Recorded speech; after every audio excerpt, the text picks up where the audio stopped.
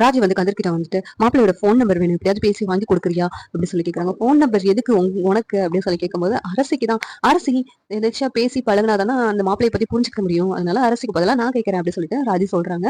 சரி சரி வாங்கிடலாம் அப்படின்னு சொல்லிட்டு கதிரும் மாப்பிள்ளை கிட்ட பேசுறாங்க. மாப்பிள்ளை உங்க ஃபோன் நம்பர் கொடுங்களேன், நாங்க ஏதாவது உங்களுக்கு கால் பண்ணுறதா இருந்தா கால் பண்ணலாம்ல, அதுக்காக தான் அப்படின்னு சொல்லி கேட்கும்போது, சரி எழுதிக்கோங்க அப்படின்னு சொல்லிட்டு நம்பர் சொல்றாங்க. உடனே கதிரும் ஃபோன் நம்பர் வாங்கிட்டு ராஜிட்ட கொடுக்குறாங்க. மீனா அந்த மாப்பிள்ளைக்கு கால் பண்ணி, தம்பி உங்ககிட்ட கொஞ்சம் பேச வேண்டியது இருக்கு, நீங்க வந்து ஒரு ரெஸ்டாரண்ட்டுக்கு சொல்றேன், அங்க வர முடியுமா அப்படின்னு சொல்லி கேட்கும்போது, சரிங்க வந்துடுறேன், வந்துட்டா போச்சு அப்படின்னு சொல்லிட்டு அந்த பையனும் வர்றாங்க.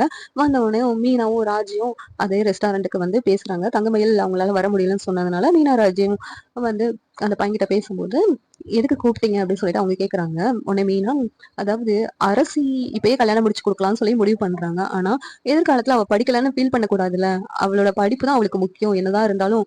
அதனால நீங்க கல்யாணத்துக்கு பிறகும் அவளை படிக்க வச்சா நல்லா இருக்கும்னு தோணுது, அதை பத்தி உங்ககிட்ட பேசுறதுக்கு தான் வந்தோம் அப்படின்னு சொல்றாங்க.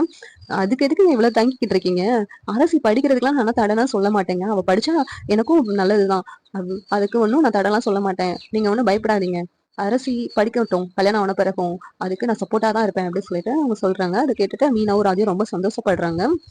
அது உடனே சரிங்க, ரா அரசு படிக்கிறதுக்காக நீங்க 2 பேரும் ரொம்ப ஃபீல் பண்ற மாரி தெரியுதே. இவ்வளவு அண்ணிங்களா, நாத்தனார் மேல இவ்வளவு பிரியமா இருக்கிற மாதிரி நான் எங்கேயும் பார்த்ததே இல்ல. ஆனா நீங்க சூப்பர்ங்க அப்படின்னு சொல்றாங்க. உடனே மீனவராஜும் வெட்கப்பட்டு சிரிச்சுக்கிட்டு இருக்காங்க. இந்த சீரியல் எப்படின்னா நல்லா இருக்கும்னு நீங்க நினைக்கிறீங்கன்னு கமெண்ட் பண்ணுங்க. இந்த வீடியோ பிடிச்சிருந்தா லைக் பண்ணுங்க, ஷேர் பண்ணுங்க, சப்ஸ்கிரைப் பண்ணுங்க. தேங்க்யூ.